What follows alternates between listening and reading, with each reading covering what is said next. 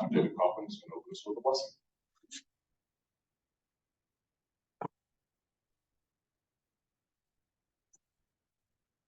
One of the things I forgot to say to the new faculty yesterday is one of the greetings that I often do is ask the question. I'll ask the question, but the answer is the wolves are well. How are the wolves? How are the wolves? The wolves are indeed well as we gather back together, as we gather as faculty. We have had a busy summer on campus, and it is a joy to sort of welcome you back today and be a part of this day. Scripture comes from the book of Esther. For if you keep silence at such a time as this, relief and deliverance will rise for the Jews from another quarter, but you and your father's family will perish. Who knows? Perhaps you have come to royal dignity for such a time as this. Other versions of Scripture say you've come to the kingdom for such. You've been made queen for such. You've come to your royal position, or you've come into the palace. So I'm going to challenge you. Who knows? Perhaps you have come to Newberry for such a time as this. To shape young minds, to shape people's lives. What an awesome endeavor you have. And we are grateful that you are here. We are grateful for each and every one of you. The day will be long, tomorrow will be long, but the joy of teaching, the joy of sharing, the joy of challenging, inspiring, lifting up, patting on the back, destroying people's lives, as Dr. Lambrey says. But inspiring them to be their best. Who knows? But it is for such a time as this that you are here. For this place, for this time. And I give God thanks and praise for each of you, for the work that you do, for the education you provide, for the friendships here in this room, for inspiring our students. Thank you for such a time as this. You will see on your table lunch. Just kidding. I have more. This last week, I guess Peggy texted and said, "Hey, there's we're delivering a pallet of ramen noodles for the Wolves Pantry." I was like, "Okay, sure, come on, we'll take it." Hopefully, Sid will be able to post a picture a little later to show you how much that is. But we've counted about 1,100 cups of ramen. So I bring and share our blessing with you, but also as a reminder to bring food, to bring toiletries, to bring school supplies for our students. We have fed over 200 students since we opened last October. We're figuring out our QR code survey for the Wolves Pantry and trying to figure out how many individuals that is, but we're working on that. But thank you for donating prior. Thank you for all that you do for our students and for folks. You will see in the coming future, and I posted a picture on social media, so if you follow Newberry Campus Ministry on Instagram, you'll see the picture of it this morning. I'll be doing a ramen recipe to encourage folks to a recipe contest to get rid of them. But we're also going to do a ramen night and we may have to wash some of the ramen and then use it with other bouillon. Let us join our hearts together and oh, good God, thank you. Thank you for this day. Thank you for this time as we gather together in preparation for this semester and this year. Bless us this day. Bless our faculty. Bless our administration. Bless our students, Lord. Thank you for all that you have blessed us with for such a time as this. Surround us always in your love and grace and help us each and every day. For this we give you thanks and praise, and it is in your holy name we pray. Amen. Amen.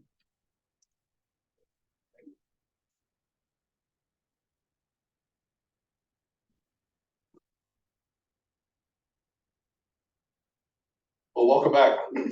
If you haven't been on campus in a while, you've probably noticed a lot of differences. A couple new buildings. Athletes are back. Restoring, renovating. McLean, you really can't see that, but we had trucks down Bachman Plaza most of the summer. The marching band has come back, and the state Santiago here. There's got 90 out there.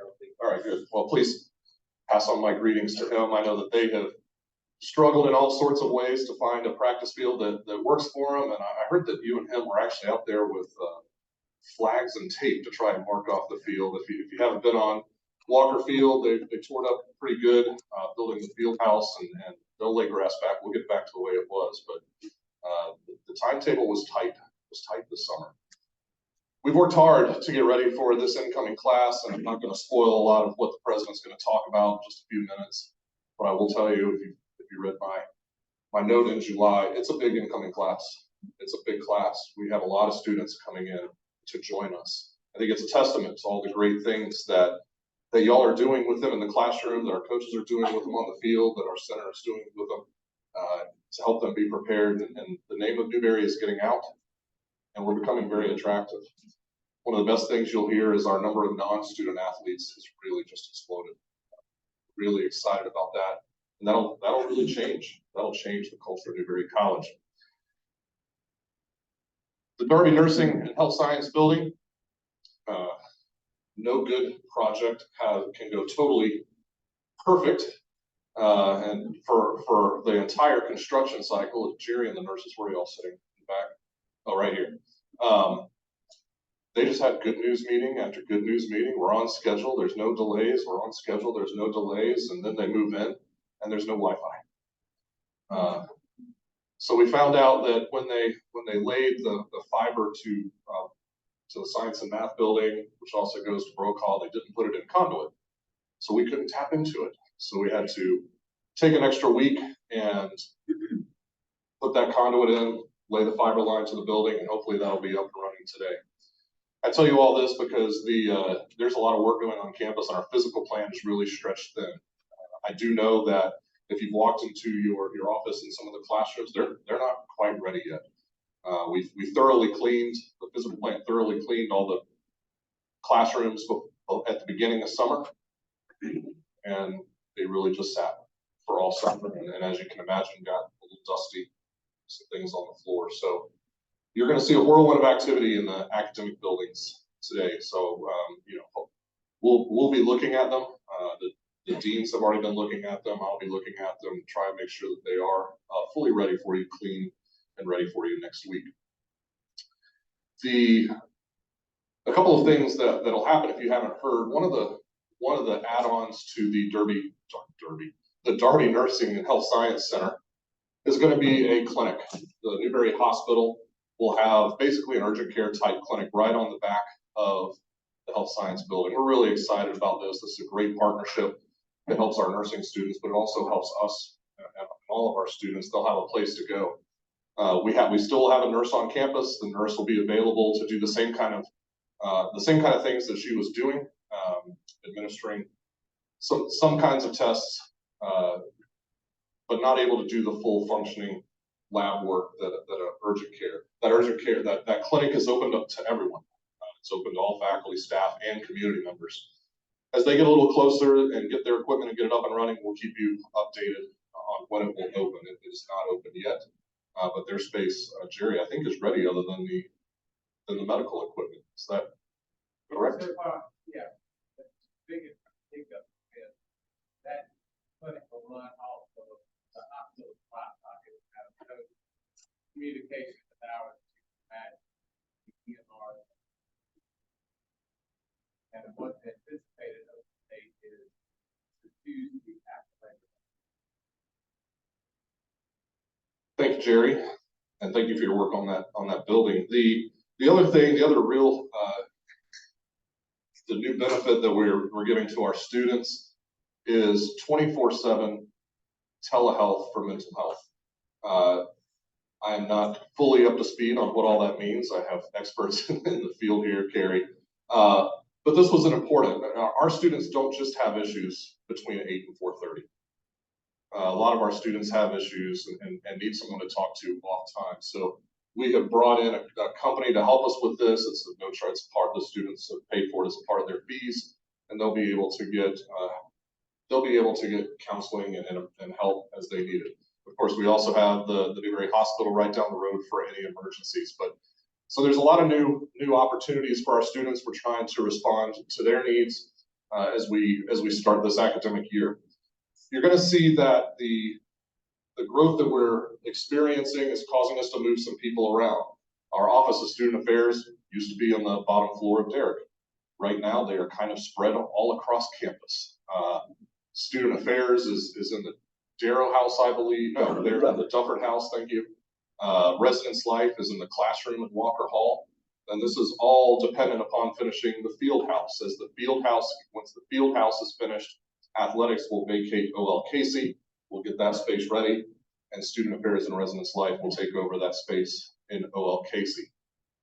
So if you do need someone from Student Affairs or Residence Life, I'd strongly encourage you to email or call them. Their extensions still work, same extension number, and they can help you. They're all over campus for the next few days as our students are moving in, helping them move in and get settled. We're going to try something new in terms of student count. One of the most important things that we do every fall semester is figure out which students are here and which students are not. It's really important that we do that as early as possible. And we've tried doing this several ways. Most recently, which we've done for 2 or 3 years now, is we've had a question in Wolf Den for students to get in, and they have to answer a question.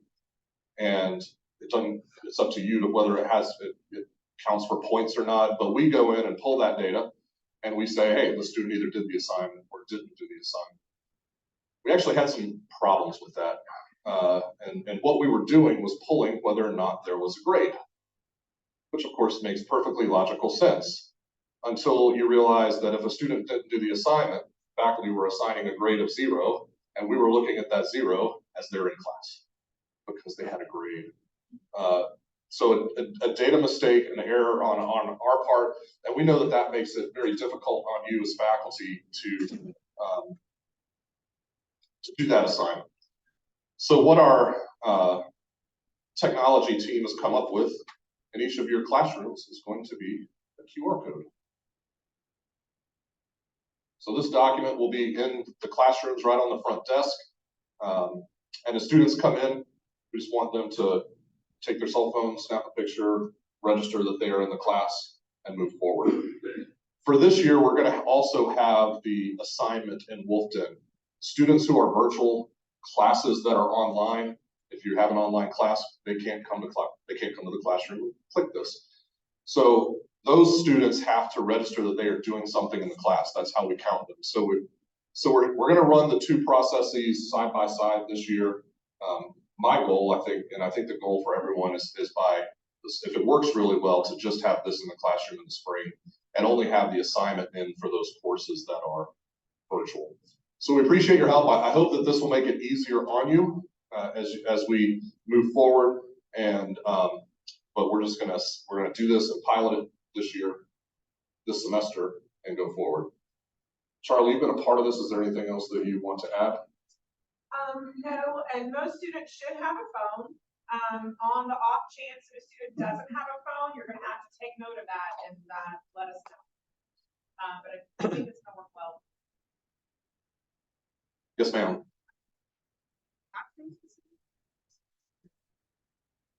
Charlie? Are the QR codes classroom specific or course specific?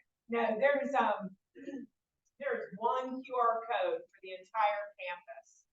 So all QR codes are exactly the same, and this is gonna be a measure to see how many, excuse the language, butts are in the seats in each class. So we're gonna, at the end of the day, when they take that count of all the QRC codes, they'll be able to see how many seats were used by students across the campus. If that makes sense. First step. I understand your question. This is the first step.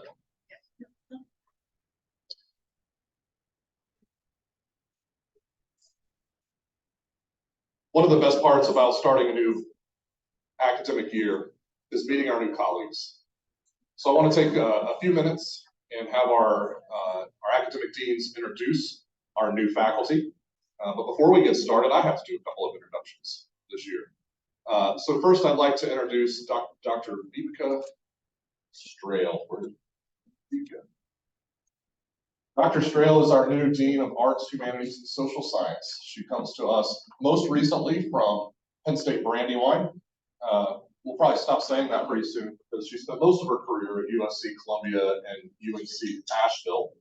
And so she's very familiar with this area of the country and our students. I've had just the absolute pleasure of getting to know her over the last month. She's going to be wonderful. We're glad that you're here with us. Welcome.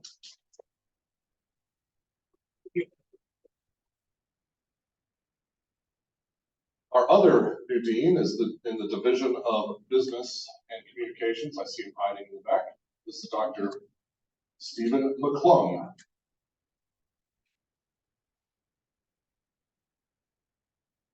Dr. McClung comes to us after a long history of higher education. Most recently, he was at Florida A&M University, the Rattlers, I believe, where he was in their program of innovation and Innovation Center, I was director of the Innovation Center and director of the Sustainability Institute. in his, as a part of his CV, if you read it, you'll find that he was at Mercer University for many years, helped develop that institution through a period of extreme growth, and really focused heavily on internships, students being active in their learning.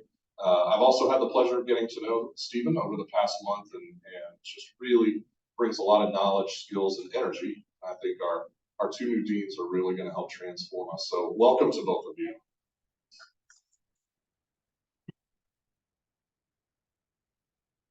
I want to pause and say thank you to Gerald Seals and your search committee. You all did a great job.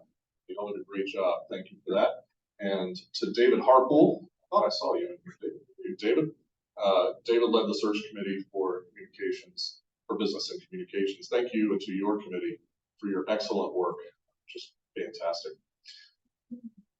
So now I'm going to ask our deans to introduce the new faculty members in their areas. And Susan, you decided to sit right in the front, so I'm going to call on you first. I'm so excited. We are so blessed here in teacher education. First of all, if you serve on the search committee for either Dr. Neal or Mr. Barton, please stand up. Who serves on those search committees? Come on. Yay. They did a fabulous job. So the first person I would like to introduce is Dr. Kim Neal, and I brought her entire CV, which I will use this morning. Just kidding. But I did want to show you she's got degrees from all over the place. One of them is from Nova Southeastern for doctorate in Davie, Florida, which is right above my head here. So very close. But anyhow, she just came to us from Newberry High School. She came with a reputation for being very student-centered. During her interview, she put us in groups, and the Lord is merciful. I got to work with Shannon Jones because I was a little confused, but she did some scaffolding, and I was able to understand the math skills that she was teaching us that day. So we are super thrilled. Very important. She's a mommy. She has 6 grands. She's a very young grandmother, And she loves to travel. She's always looking for people to travel with her. So if you'd like to travel, Kim's your girl. We are so happy to have you. Please stand so everybody can sit down.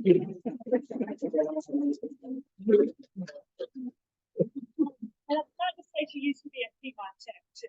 That was a very important role. You were chair of the math club there. So we're thrilled to have you. Okay, and another person that I'm going to read the CV for is Mr. James Clay Thornton, but he goes by Clay. Okay, very important. He has not 6 grands, but 4 children. Yay! So he's kind of a busy guy. I would like to say that he did go and get his master's at Abilene Christian University, and somebody else went to Abilene Christian. Yay! There's Mike. He went there. And he also got his undergraduate degree at a college university down the road in Greenwood, South Carolina. All righty. So Clay has done lots of things. I originally met Clay as when he was not in the Commission of Higher Ed, she was there, but at the South Carolina Department of Education. And I probably shouldn't give this out because somebody will be stealing him.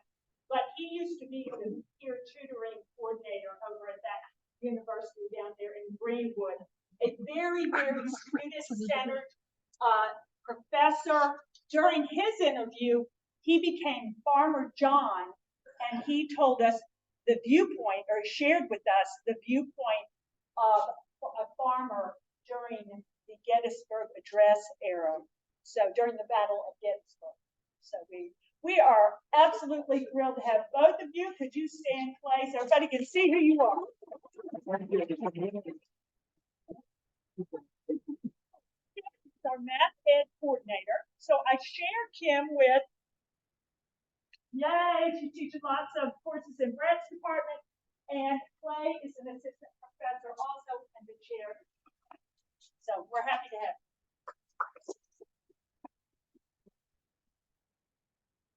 Welcome to you both. Since Susan's already kind of made the connection, Brett, why don't you go next? How much time do I have? Do I get to go to lunch? I've got quite a few new folks, so let's start with Andrew Gardestick. Stand up for us, please. Anders has been hired as assistant professor of physics, and he's also going to be teaching our physical science classes.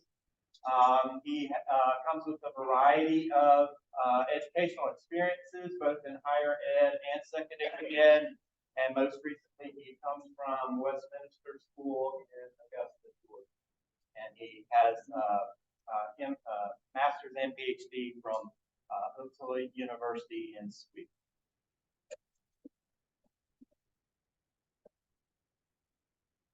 We have 2 new folks in chemistry. Tyler Nungesser comes to us from Georgia Southern, where he was a visiting professor at Georgia Southern. Most recently got his PhD at the University of Georgia, and we welcome Tyler.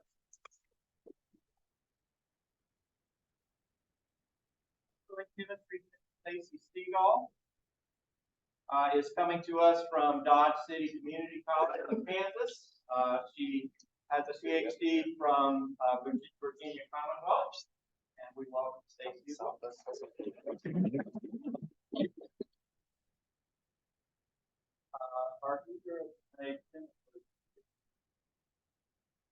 Jennifer Presley and Jennifer Feinberg have been adjuncts for us in math, and they've been doing awesome jobs for us, particularly with college algebra and statistics.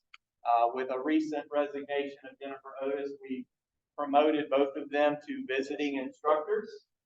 So they will be full-time visiting instructors this year as well. I think they're here today, but we welcome them as well.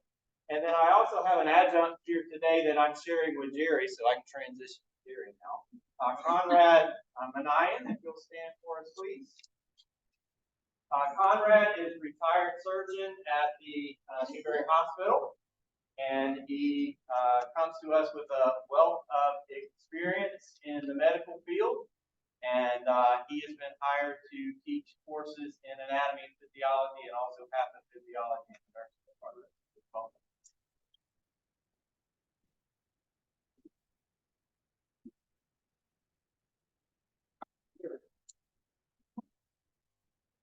Like Susan, I brought the entire CVs.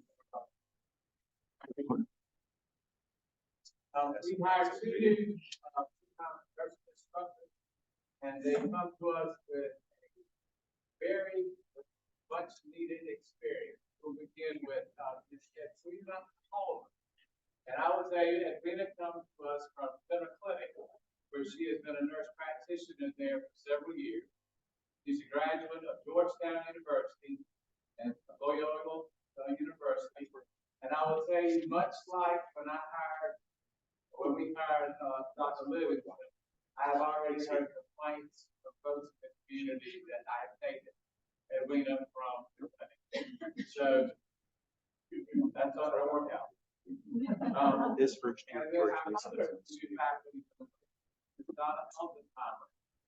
Donna has tremendous experience. Graduate of State University of New York, Buffalo, Niagara Community College, and the University of South Carolina. And I'm sure she is accustomed to this form of Niagara and Buffalo. Most recently, she was at Prisma Health. Donna has tremendous experience in rehab, and I will tell you, two of those ladies bring a wealth of knowledge and diversity to the program, their experiences. And I'll give you a little hint too. There's a reason why Edwina is sitting with Margie. They have a slight connection. She's my mom. We certainly love them.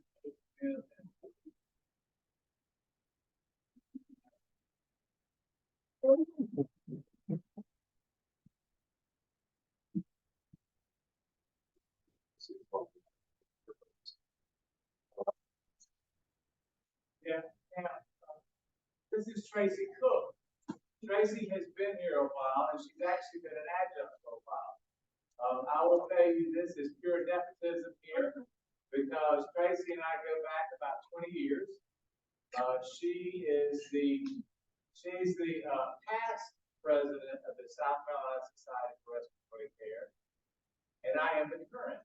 So we have had a tremendous lot of experience together. Tracy comes to us from Midland Technical College, where she was a program director for the respiratory license. Tracy has come in, and I will tell you, she has been a tremendous asset to us already, whether she is researching whether or not a general surgeon can teach nursing classes, whether it is looking to see what program can develop, looking for adjuncts. Tracy has been a tremendous asset. Tracy Cook, and she will be moving with us to the Darby Center as well.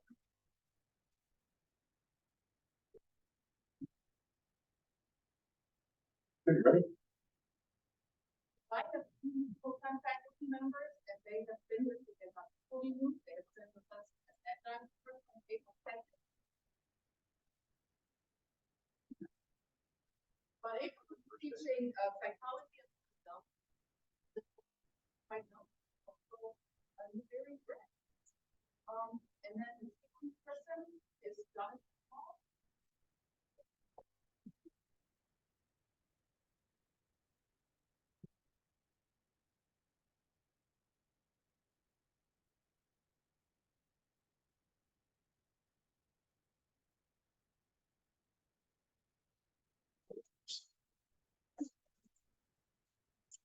This is Joe Edmonton.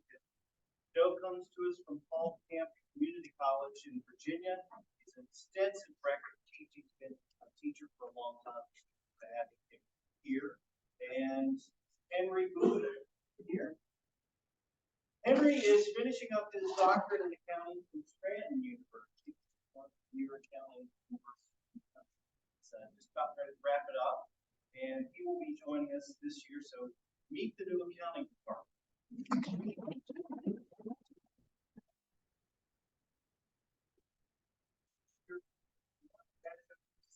Recognize Ernest Bridges over here.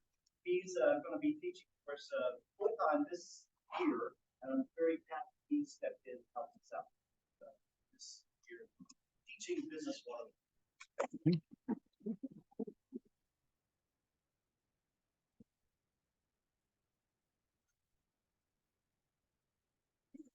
With all our new faculty, welcome. As you see to our returning faculty, as you see them maybe looking a little bit lost as they're looking for classrooms in the center today, or looking for someone to have lunch with, grab them, say hello, make them feel at home. The next agenda item, we're about 5 minutes ahead of schedule, which is great news, but the next agenda item is an opening greeting and message from President Scherrens. President Scherrens has been at the college for over 10 years now, and the things that you see going on are what I think attribute to his vision and leadership. I've had the pleasure of working with him almost the whole time he is here, and it is my pleasure to introduce Dr. Morty Scherrens.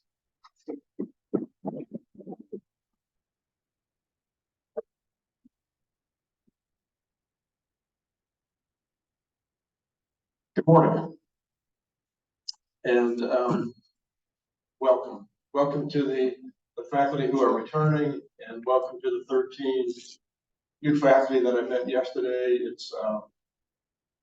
There is no more exciting time on a campus than the beginning of a semester. I came back to the office last night, and I mean, summer's quiet in terms of students.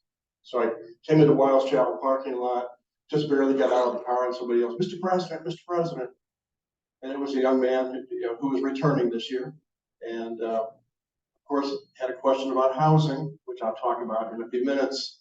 I turned around from that, and as I was walking into Highland Hall, somebody else, Mr. President, Mr. President. And if you know Ish, it was Ish running across the quad. And is that right? Maybe back up. Back this way? Yeah. Okay, I'll back this way. But what a beautiful thing, because that's what we're here for. And these were students who we've connected to, you've connected to, and they're glad to be back. Last week, we had our annual retreat. Annual retreat was with the deans and the senior leadership.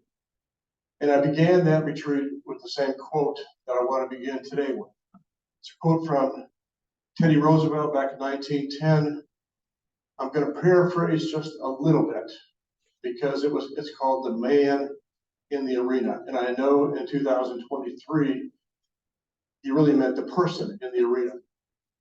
But when I read this, I think of you, because I think of the courage that you have to get in front of that classroom and to teach. Teach at a time when information is almost instantaneous to students. So your teaching has become teaching and how to make that exciting to the student. And you're in the arena. So if you don't mind, this is Teddy Roosevelt's quote. It's not the critic. It's not the critic who counts. Not the person who points out how the strong person stumbles or where the doer of deeds could have done it better.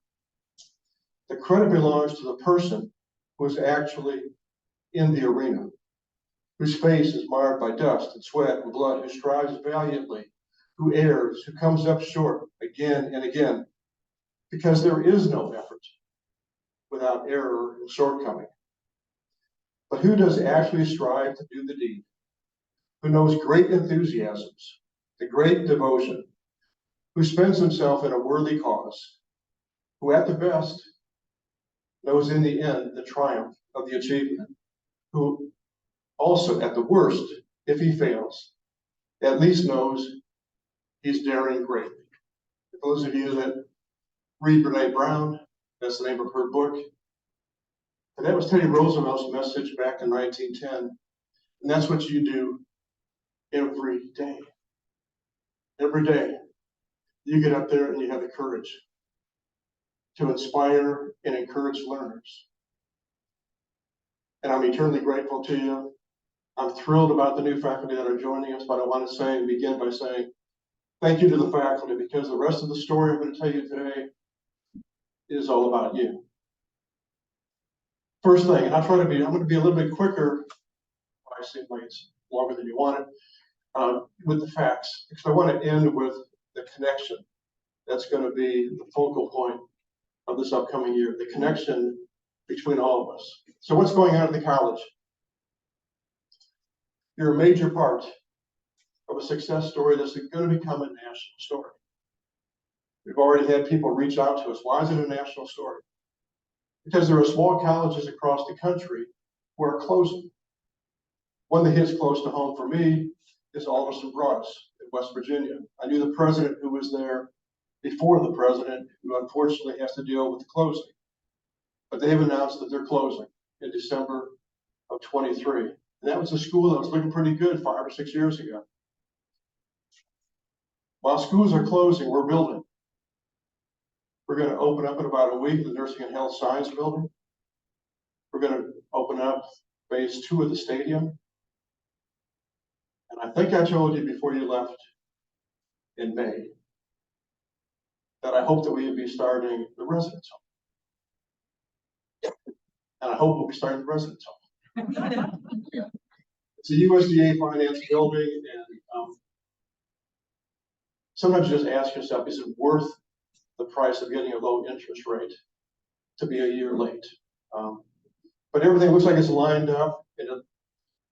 I just talked to our CFO. It looks like within a couple of weeks, we'll get the green light and we'll have that building ready for the fall of 24. What I wanted to tell you though, which is why this story is unbelievable, is last year we broke a record in terms of student enrollment. 1,248 undergraduate students, full-time undergraduate students. Largest enrollment we've ever had here.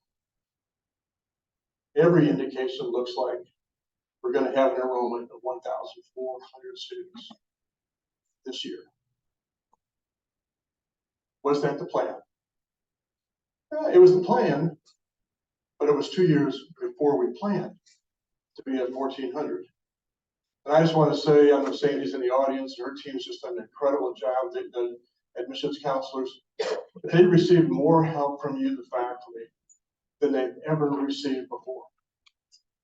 And you have no idea, some of you do. Those of you that go to open houses and orientations, you know the connection that you're making. A lot of times without knowing it, you're the closer. You're the closer of the deal. That family has a conversation with a faculty member, they bought in. You know, when I was putting this together, I thought, you know, when's the last time that we just talked about you? Talked about, do we ever talk about the universal faculty? Well, if you haven't heard this before, we got about 70 full-time faculty. We have about 70 part-time faculty, adjunct faculty. And as you all know, we couldn't get the job done without the part-time faculty. The college is maintaining a 13-to-1 faculty-student ratio. It varies between 13-to-1 and 14-to-1. So with the enrollment increase, it might be edging towards 14-to-1, which is a very lean faculty-student ratio. But we're proud of it because we're small, we're private, and that's why they come here. Average class size is about 15. You're all saying, that doesn't sound like my average. And like every average I give you, it's not the average, it's the story behind it. I'm going to share a couple of those things with you real quick. Over half of our faculty are women. 45%, 46% are tenured. And what didn't show up on this is about 18% of our faculty are faculty of color. That's not where we want to be. So we keep working on that, and we made some really good steps this year, but we're not where we want to be on that one. So that's not up there. When this thing goes final, this PowerPoint goes final, that'll be added. Just didn't show up on this. Average course load, everybody knows this, 4 courses a semester. Again, since I had a chance to talk to so many of you, it's like, that's not my normal stuff. So many of you are teaching overloads. And hopefully we can reduce some of those overloads. Average student credit hours, I love this one. Average student credit hours. 423. Well, what came out when I talked to the faculty this past year was, that 423 doesn't sound like me. There probably is nobody that has 423. Because we range from less than 200 student credit hours to over 900 student credit hours. So when I talk about averages, you want to throw it right back and say, who's that person? But that's the range, and that's what's going to be looked at this year, because you've told us to take a look at it. Advising is the same way. Average number of advisees, 18. Okay. Range, 0 to over 60. And then over 60 is really over 70. I see some people nodding because of people that have over 70. What does our age look like? 40% under 50 years old. 60% over 50 years old. So we have generational gaps even amongst the faculty, which I think is the richness. That diversity is such a good mix for our faculty. What percent of our faculty live close to campus? About half, about 50% live close, like within 10 miles. 75% live pretty reasonable distance, usually Chapin, Irma, in that area. 25% of you, I'm not going to ask you to raise your hands. I don't know how you do it. I don't know how you do it. Because to get to Newberry from beyond Columbia and beyond Greenville, thank you. You make us who we are, and I don't know how you do it. But what I want to say about that is, sometimes it's easy to complain. Why aren't they here for the evening event? Why don't they come back to college? It's like, I'm sorry, they live 40 miles away. We benefit as a college to have them do what they do best, and that's teach. Others can cover. Others of us that live closer can cover those evening events. One thing I want to share with you was, I think we made some good progress. Not where we want to be yet, but we made good progress on faculty salaries. This was simply a quick comparison, 2018 to 2023. Many of you know this. In addition to the annual salary increase, we tried to do some off-cycle salary increases to adjust and meet some of those anomalies within the salary system that we have. We're not done yet. I hope that we can do it again in 23, 24 in terms of, we've done about half of the faculty in terms of off-cycle salary increases. This next one, which you may or may not have seen before, is the breakout of the gender between assistant professor, associate professor, full professor. Some of you have mentioned this before.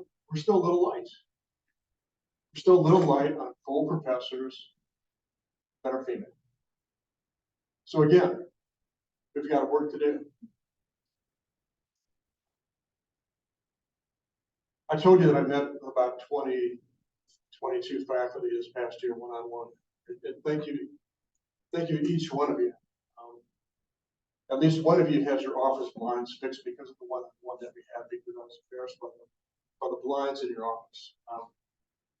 But what I want to say is I learned so much. Because we talk about lenses, we talk about the importance of looking through somebody else's lens. And what you told me loud and clear, and this was a common thread, this wasn't one person, a common thread. Communication between faculty and administration, for hierarchical communication. We can improve on that. We need to improve on that. Committee meetings, oh my gosh. Every one of you said it. Committee meetings, more than ever, longer than ever. Thank you for just giving us enough time to barely teach our classes. That was never the intention of the structure. So that has been shared with the academic administration, and we're going to work on that in terms of reducing that. We've lost some faculty. We lose faculty every year. Okay. You just saw we got 13 new faculty coming in. We lost about, I think it was 9 or 10 faculty. It was a very, very typical year. But some of those stories still are stories.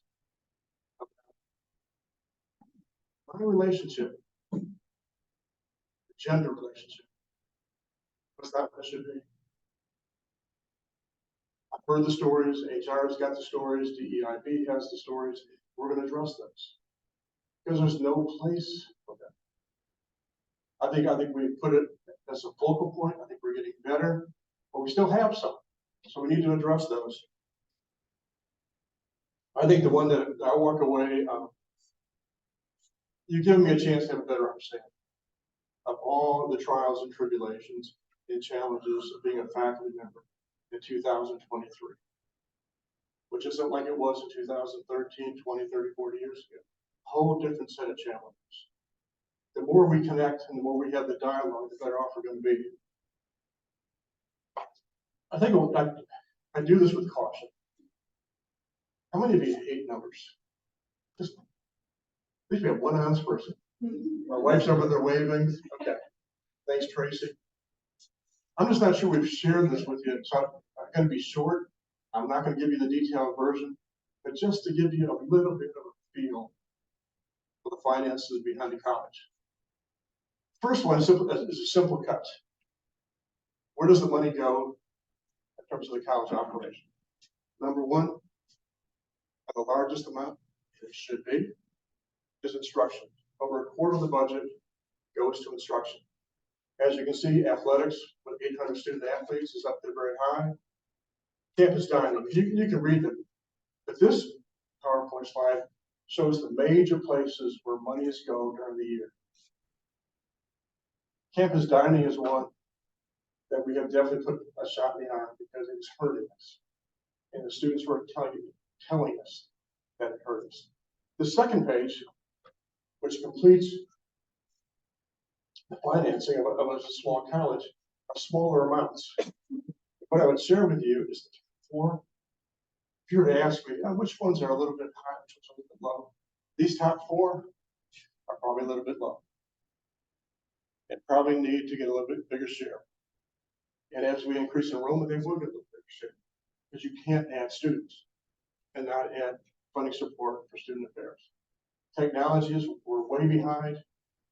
We've made a major infusion of funds into technology this year. So hopefully that'll help us. So how does it look for 23-24? Quickly. Great. So when people say, hey, I don't get this growth thing. This growth thing is what fuels the engine that takes us out of the danger zone and puts us in a place where we have a sustainable budget model to move forward. There's not going to be many schools across the country that are going to say, hey, our expense budget is going to go up 7.8% this year. A global look at it real quick, and you're going to say right away, it doesn't mean that much. A global look at it is biggest increases purposely, instruction, academic support, technology. Those are the big three. And we make no, the board knows about it. The board has not seen this yet. The board will see this in September. But that was intentional. The other one that was intentional, but what's overstated here is campus dining. Campus dining also got a large increase. One thing I say real quick for those of you that are following the numbers, we didn't make a payment in 22-23 that was due. It's not that we were delinquent. It's just that in closing out that contract, our last payment was made in 23-24. So it's, that increase is a little bit off. So you're saying real quick, hey, this is not resonating. I don't get it yet. This next slide is to keep you on the weeds, tell you what we did. These are the initiatives that have been funded in 23-24. Number one was faculty positions and faculty salaries, by far. That's just to share the news with you. That's exactly what we should do. That's who we are. So if we want to say we're going to have small-ish classes, and we're going to have personal attention, then you've got to make the investment in the most important resource we have. The most important resource we have is you. So these funds were used to fill vacant positions that were vacant all year last year, to add full-time positions, to add some instructors. We were able to reduce adjunct spending a little bit. We'll see how that works out. But this was done to maintain the ratio and to address enrollment problem. You can see that, I want to say one thing about graduate and online. Graduate and online, new revenue source for us. That new revenue source is about $600,000. So some of these expenses that we're making were to generate revenue. And I think David Hartwell might be here, but if he is, what a great initiative, and he's delivered. He's going to even improve upon his numbers. Last couple of things real quick that you don't really want to hear about. Some of these, I don't blame you. Debt service, who cares? Friendly benefits, you care a little bit, you don't want to hear about it. Utilities, you want the lights to work, but you don't want to care about the fact that those are just things that are increasing in terms of cost. What you should want to know about is we're going to pilot professional advisor. We're going to pilot that, and the funds are in the budget for it. We listened to what the deans and you said in terms of supplemental instruction. So that's in there. A writing center, which all you see there is the writing center is the operational cost. You don't see the personnel. It's about $100,000 investment. So that's where all the money went. And you might say, God, how did you spend $3.9 million when the increase is only 2.6? So real quick, and you're not on this page, real quick, because we don't believe in incremental budgeting. These are the areas that took a $1.3 million budget reduction. Again, they may not be of great interest to you, and that's okay, because some of them we made a last payment, we're done with it. There's one up there that says restricted fund transfer. We made our last payment to pay back that restricted fund. We're done. LRAP, have you never heard of LRAP? Not one of my better decisions. We made the last payment to LRAP. Master plan, we're done paying for the master. So some of those are just naturally, we're done with. That's how we finance Newberry College. Rather than ask for questions, guys, we go to the next one real quick. I said this year is about connection. I think it's about connection more than anything else. We lost some faculty. I talked to almost all the faculty that we lost. Many of them have good stories. What's a good story? A good story is, hey, I'm moving for family reasons. I got a promotion. Many fall in that category. As I told you before, we got a few that we have to work on because they've left us, oh my gosh, I'm so grateful. They've left us a footprint. Or can you fix this? Can you fix this for us? It'd be a lot better place if you could fix this. Okay, I had a chance to do this twice now. If you get a chance, talk to new faculty. Talk to them about what's exciting about where you live and why they want to become part of this family. It's an exciting story. It's a story that's not going on around the country. In terms of our meetings, you're going to see less time. I've already mentioned this in terms of committee meetings. I think I mentioned most of this page. Faculty policy manual, you mentioned, needs to be updated. It needs a lot of updating. It's a shared governance document. It's one of the documents that governs the way this place operates. So I know the academic administration and the faculty are going to work together, come up with some really, really needed modifications. I want to finish with this. There's going to be all kinds of bumps in the road because that's what change and growth is all about. It's funny. I talked to President Wingate. He said, Maury, there's 1 year we had to get all the spaces in 2 hotels because the class was so large. And they're now 2,500 students. This is one of those steps. And if we stay together and stay connected, we'll get through this. There's some bumps in the road. I got housing people that are just like, oh my gosh, do I want to come to work again? because they're trying to find spaces. We will most likely, we have taken Derek, first floor of Derek, 21 beds there. It used to be for student affairs. We've taken Oakland Mill, added 60 beds. Expanded Oakland Mill, added 60 beds. We have the off-campus lease now, beautiful luxury apartments.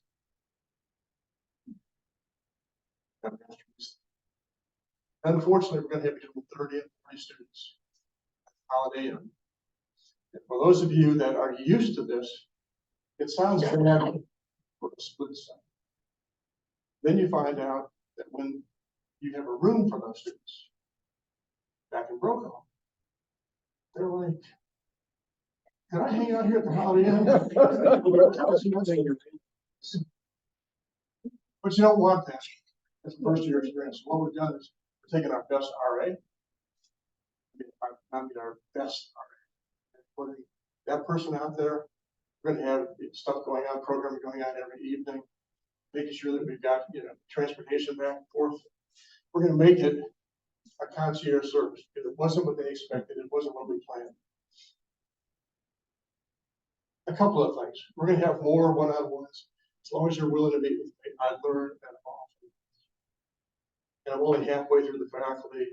Now we have new faculty. I've already told the new faculty we'll have a one-on-one meeting with them. Thank you to second-year faculty, wherever you are, because the second-year faculty says, we please have that second-year faculty, and don't cut us off after the first year. I'm glad to do that. I'm trying to think how that works in the 7 years. So, but I think it's going to be a lot of fun in terms of first and second. I think a couple of thoughts. We will stay positive. We will stay supportive. We will lean in. And most importantly, we will surround each other with positive people. It's easy to go negative. You know that in your personal life and your professional, it's easy not to be the person in the arena. It's easy to be on the sidelines. Oh my gosh, we're not teaching that class very well. We're not running that office very well. I share this with you. Our responsibility is not to simply notice and complain about the holes. Our job is to do whatever we can to fix the holes. And many of you know that. Why is culture so important? I think Peter Drucker just knows a little bit about leadership, a little bit about management, puts it probably best. Culture eats strategy for breakfast every morning. Every morning. So you can put together the best strategic plan possible, but if the culture is one of negativity, it will eat that strategy every single day. Because you're the front line. You're the one that shares the vision. You're the one that shares the strategy. I ran across this. It's called Walking the Tightrope. 2 sentences. Walking the tightrope. When we stop caring about what people think, when we stop caring about what people think, we lose our capacity for connection. When we become defined by what people think, we lose our will to make any decision. If we dismiss all criticism, we lose out on very important input and feedback. But if we subject ourselves to hatefulness and negativity, our spirits will get crushed. So I hope that we lean into each other. Administration, faculty, lean in. Because we're in a journey, that's a journey that's going to take us to excellence. But there's going to be some bumps in the road. Our institutional mission, I mentioned this, I give credit where credit is due. During one of my one-on-ones, I was talking to Professor Beggs and then Professor Moore. And they said, we know what you're trying to do in terms of build buildings. We know what you're doing in terms of trying to grow the enrollment. Could you tell us why? And I told Mike why. And he said, you might want to share. Simple. I hadn't done it very well. Our institutional mission, this is not a mission statement, but why do we do what we do? To create a learning environment where our students learn to be open-minded, humble, curious, selfless, and inclusive, while treating others with respect and dignity and empathy as we and they prepare them for successful endeavors. That's what we do. That's why we're here. Somebody said, I don't like the phrase student centered. But do you like that? Because that's student centered. And that's why we're here. And we're blessed, truly blessed, to have you as our faculty, the Newberry College family. Together, we can create the best possible Newberry College. I thank you for your time. I want to end with a video. It's a video that had a chance to put together. I'm not sure if Marshall Manny is here. He's outside in case anything goes wrong. This is the first of 3 videos, and he gets a lot of credit because we worked together on this, and I'm just the idea person. But he put the video production together. Trust me, it's only a minute and a half. But thank you very much. Have a great day. I hope you enjoy the video.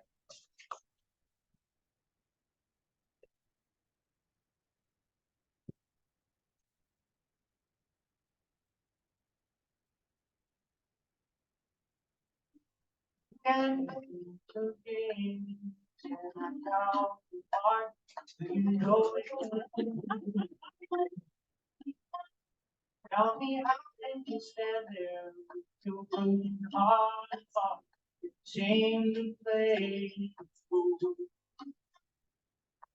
One thing can lead to another. It doesn't take any time to find. Oh, sister, oh, can it be nice? Don't think twice. Shall we be for you?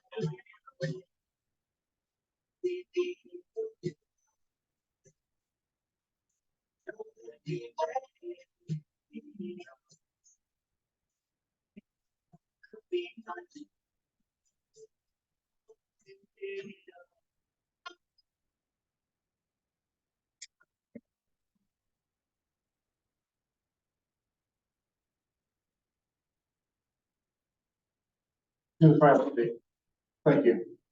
Thank you very much for what you do. It's about the 4th time I've seen it. It's the first time that you reacted to it as well. Doesn't it look like that student is looking at Brett Clark is like,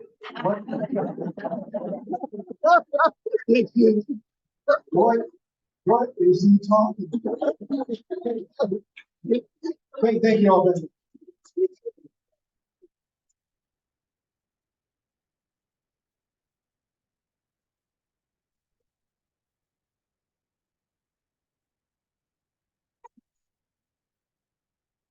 It's the best part of the day. Break time.